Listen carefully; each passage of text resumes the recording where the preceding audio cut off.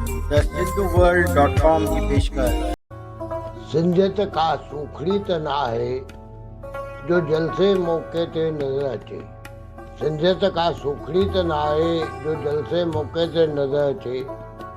अॼोकी ज़िंदगीअ में असांजे लाइ इवेंट जी अहमियत एतिरी वधी वई आहे जो पंहिंजे सिंधियत जे जज़्बे जो इज़हार करण लाइ बि असां कंहिं जलसे मौके जो इंतज़ारु कयूं था। सिंधियत का सूखड़ी त न आहे जो जलसे मौके ते नज़र अचे, न ई आहे या का ज़मीन जायदाद जो इनखे विरहाए सघे।